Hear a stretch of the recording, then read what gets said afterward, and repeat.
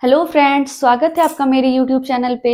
आज मैं क्लास 10 का मैथ्स एक्सरसाइज 3.1 का क्वेश्चन नंबर 2 आप लोगों को बताने जा रही हूँ। ठीक है फ्रेंड्स, क्वेश्चन नंबर 1 क्या था कि वो है आसान लेकिन उसका प्रोसेस थोड़ा लेंदी हो जाता है। ठीक है, तो आई होप कि आपको वो क्वेश्चन भी बहुत अच्छे से समझ में आया होगा। तो क्वेश्चन नंबर 2 को एक बार इसे भी अच्छे से समझते हैं। ये बहुत ही शॉर्ट है। ठीक है, on comparing the ratios a1 by a2, b1 by b2 and c1 by c2, find out whether the following pairs of linear equations intersect at a point, are parallel or coincident। ठीक है friend, तो बताना है कि यहाँ पे दो linear equation दिए हुए। तो फ्रेंड्स पहले तो मैं आपको ये बता दूं कि लीनियर इक्वेशन होता क्या है। ठीक है, तो फ्रेंड देखिए, जब भी है ना कोई इक्वेशंस बिना पावर के हो, है ना, जैसे कि यहाँ पे कोई भी पावर तो नहीं दिख रहा है, डायरेक्ट है, तो बिना पावर के हो तो हम क्या कहेंगे, ये लीनियर इक्वेशन है। ठीक है, यहाँ पे एक्स स्क्वायर नहीं होगा, यहाँ पे क्यूब नहीं होगा पावर में। ठीक है, तो ये क्या होगा, लीनियर इक्वेशन कहलाएगा यहाँ पे। ठीक है, तो फ्रेंड्स यहाँ पे दो लीनियर इक्वेशन दिए हुए हैं, तो आपको इसे बताना है कि क्या ये जो लाइंस है वो आपस में किसी पॉइंट पे इंटरसेक्ट कर रहा है, या फिर दोनों पैरेलल है, या फिर को इंसिडेंट है। को इंसिडेंट मीन्स उसी लाइन पे लाई करना है ना, को इंसिडेंट। जैसे एक लाइन यहाँ पे गया, एक इक्वेशन का लाइन ऐसे ड्रॉ हुआ, और दूसरा लाइन भी क्या होगा, इसी पे ड्रॉ हो जाएगा, तो इसे क्या कहेंगे फ्रेंड्स, को इंसिडेंट। तो चलते हैं क्वेश्चन की ओर। तो फ्रेंड्स यहाँ पे क्वेश्चंस को सॉल्व करने से पहले आपको, है ना, ये वाला याद होना चाहिए। ये क्या है, ये तो आपके बुक में देखिएगा कि पहले इंट्रोडक्शन में आपको ये समझाया गया होगा कि a1 by a2 जब इक्वल नहीं होगा, is not equal to b1 by b2, तो वो दोनों लाइन क्या होंगे, इंटरसेक्ट होंगे। ठीक है, मतलब a1 b2 यहाँ पे क्या है, a1 और b2, a1 ये कहलाएगा, b1 ये कहलाएगा, c1 ये कहलाएगा। जो दूसरा लाइन होगा इसका नाम क्या पड़ेगा, a1 a2 b2 और c2। ठीक है, और क्या है कि जब तीनों रेशियो जो है आपस में इक्वल हो जाएंगे, मतलब a1 by a2 is equal to b1 by b2 is equal to c1 by c2, तीनों ही आपस में रेशियोज इक्वल हो जाएंगे, तो इसे क्या कहेंगे, कोइंसिडेंट लाइंस। थर्ड क्या है, a1 by a2 is equal to b1 by b2 is not equal to c1 by c2। ये दोनों तो बराबर होगा लेकिन थर्ड वाला इसके इक्वल नहीं होगा, तो ये लाइन कैसा होगा, पैरेलल लाइंस। तो फ्रेंड्स अब ये याद हो जाए तो आराम से ये बन जाएगा। तो देखते हैं पहले a1 a2 है ना, a1 को और a2 को, तो रेशियो a1 by a2 निकालेंगे पहले। तो a1 की जगह पे 5 है, a2 की जगह पे 7। अब b1 की बारी, तो b1 और b2 को देखेंगे। b1 की जगह पे फ्रेंड्स -4 है, और b2 की जगह पे 6 है। देखिए अगर डिवाइड होता है तो डिवाइड कर देंगे। ठीक है, मैं इन तीनों को सेपरेट कर देती हूँ। तो फ्रेंड्स 5/7 -4/6 के इक्वल होगा, नहीं ना, इससे पहले मैं डिवाइड कर देती हूँ। 2 2 जा 4, 2 3 जा 6। अब बताइए क्या 5/7 -2/3 के इक्वल हो सकता है, नहीं हो सकता। तो पहले ही अगर दोनों इक्वल नहीं है तो c1 c2 को नहीं निकालना है। ठीक है, तो यहाँ पे क्या लिखेंगे, therefore a1 by a2 is not equal to b1 by b2। यही हुआ है, तो क्या लिखेंगे, जब दोनों ratios a1 by a2 is not equal to b1 by b2 होता है तो लाइंस कैसे होते हैं, इंटरसेक्टिंग लाइंस, मतलब आपस में एक दूसरे को कट करते हैं। तो लिखेंगे लाइंस आर इंटरसेक्टिंग या फिर इंटरसेक्ट एट ए पॉइंट।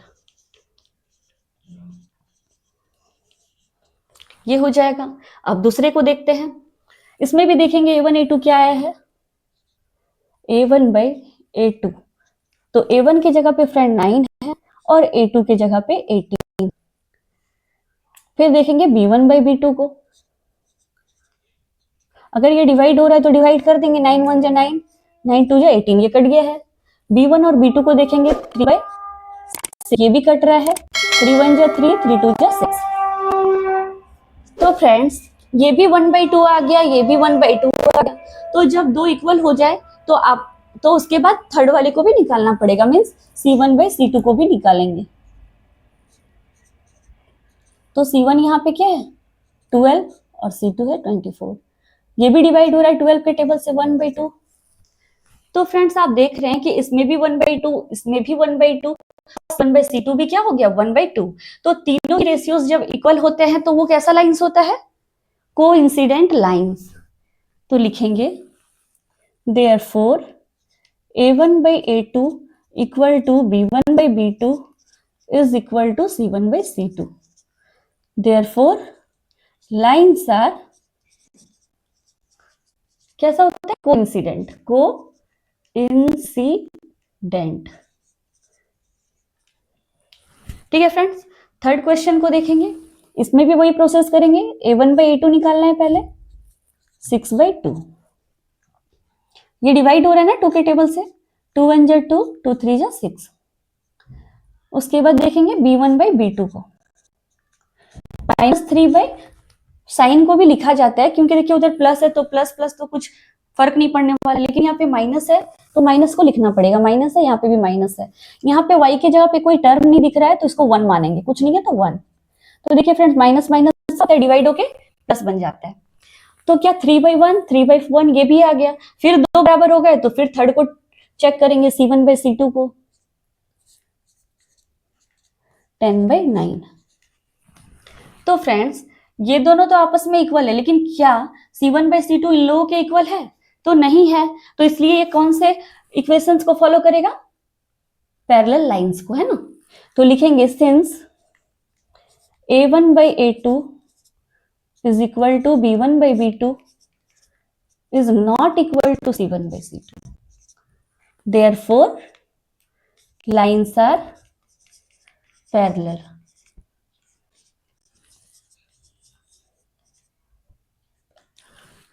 ठीक है फ्रेंड्स, तो ये बहुत ही आसानी से आपको समझ में आ गया होगा। तो फ्रेंड्स चलते हैं क्वेश्चन नंबर 3 की ओर। On comparing the ratios A1/A2, B1/B2 and C1/C2, find out whether the following pairs of linear equations are consistent or inconsistent। ठीक है फ्रेंड्स, तो कंसिस्टेंट और इनकंसिस्टेंट का मतलब पहले क्या होगा, पहले ये समझिए। ठीक है, तो फ्रेंड्स जब भी हमारा equation A1/A2 is not equal to B1/B2 हो जाए तब भी कंसिस्टेंट होगा, और जब A1/A2 is equal to B1/B2 is equal to C1/C2 हो जाए तब भी वो कंसिस्टेंट होगा। इसका मतलब है कि जब दो लाइंस आपस में इंटरसेक्ट भी करे, चाहे है ना उसके ऊपर से भी लाई करे, तभी हमारा क्या होगा, कंसिस्टेंट।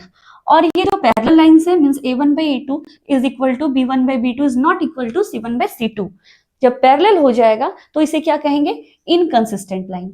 ठीक है फ्रेंड्स, इन दोनों कंडीशन के होने पर कंसिस्टेंट होगा और इस कंडीशन के होने पर इनकंसिस्टेंट होगा।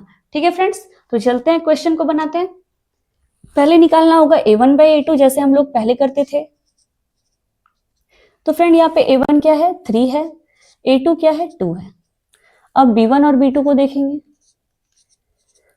B1 क्या है, 2 है, और B2 -3 है। ठीक है, तो पहले इतना में देख लेंगे कि क्या ये दोनों इक्वल है।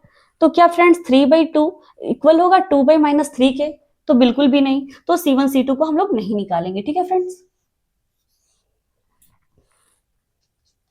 तो लिखेंगे A1/A2 is not equal to B1/B2। तो इसका मतलब ये कैसा लाइन है, इंटरसेक्टिंग लाइंस। यहां पे आप लिख सकते हैं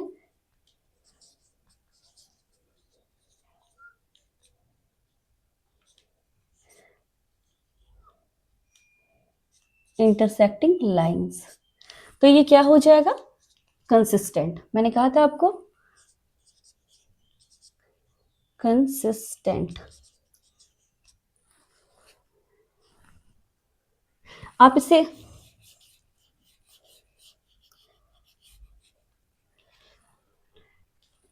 तो क्या हो जाएगा फ्रेंड, ये कैसा इक्वेशन हो जाएगा, कंसिस्टेंट, है ना। इक्वेशंस आर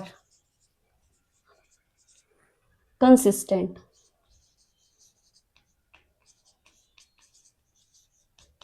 ठीक है, ऐसे ही क्वेश्चन नंबर 2 को देखेंगे। यहाँ पे भी A1/A2 ट्राई करेंगे। A1/A2 क्या हो जाएगा, A1 की जगह पे 2 और A2 की जगह पे 4। अगर ये डिवाइड होगा तो डिवाइड कर देंगे। B1/B2 ट्राई करेंगे,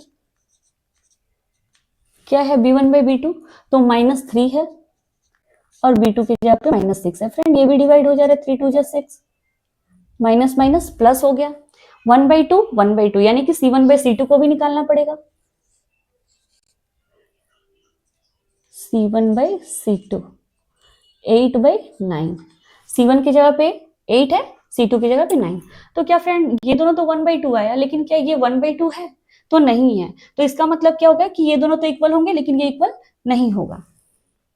लिखेंगे A1/A2 is equal to B1/B2 is not equal to C1/C2। तो फ्रेंड ये कौन से इक्वेशन की तरह है ना? देखिए ये इस थर्ड वाले से मिल रहा है ना? तो मैंने आपको क्या कहा था कि ये पैरेलल लाइंस है ना? तो फ्रेंड्स पैरेलल लाइंस कभी भी कंसिस्टेंट नहीं हो सकता, टच ही नहीं कर रहे तो कैसे कंसिस्टेंट होगा? यानी कि ये इनकंसिस्टेंट हुआ।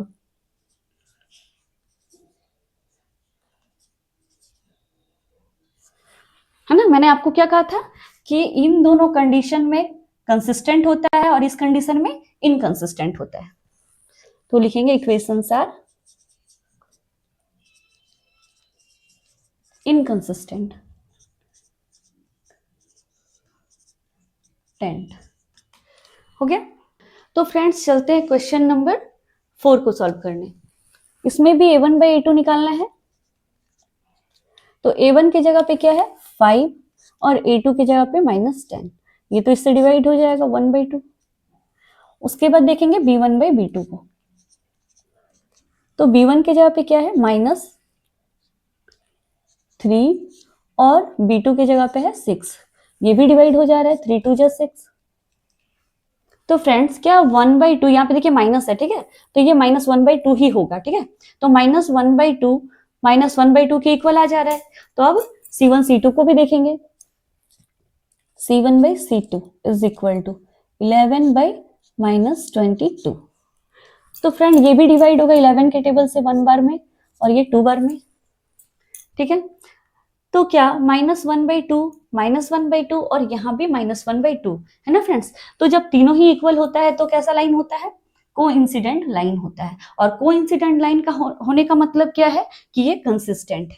तो लिखेंगे therefore A1/A2 equal to B1/B2 equal to C1/C2। ठीक है? ये कैसा लाइन होगा? तो हो जाएगा coincident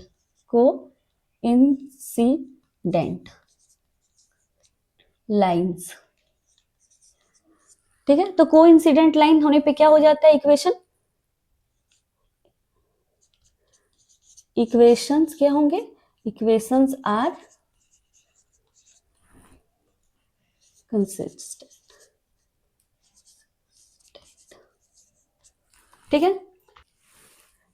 A1/A2 is equal to, तो A1 की जगह पे क्या है? A1 की जगह पे क्या है फ्रेंड्स?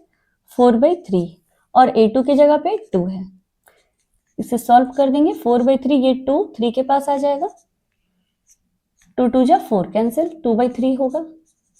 ये A1/A2 आ गया। अब B1/B2 को देखते हैं। तो देखिए फ्रेंड्स B1 की जगह पे यहाँ पे 2 है ना? और B2 की जगह पे यहाँ पे 3 है। ठीक है? यहाँ पे भी 2/3, यहाँ पे भी 2/3, दोनों ही 2/3 आ रहा है। तो C1/C2 भी कोई हम लोगों को ट्राई करना होगा। 8/12, ये 4 से डिविजिबल हो जाएगा दोनों, सॉरी 4 2 जा 8 और 4 3 जा 12। तो देखा फ्रेंड्स आप लोगों ने, इसमें भी 2/3 आ गया। इससे क्या पता चल रहा है कि A1/A2 इक्वल होगा B1/B2 का, equal is equal to also C1/C2। तो लिखेंगे since A1/A2 is equal to B1/B2 is also equal to C1/C2, है ना? तो ये किस कंडीशन को फॉलो करता है? कोइंसिडेंट लाइन को।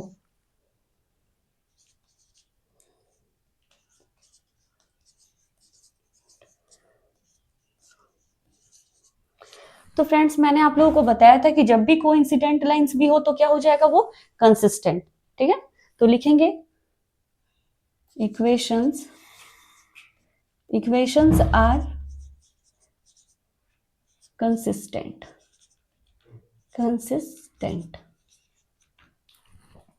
ठीक है फ्रेंड्स, तो आई होप आप लोगों को बहुत अच्छे से ये क्लास समझ में आया होगा। Thank you.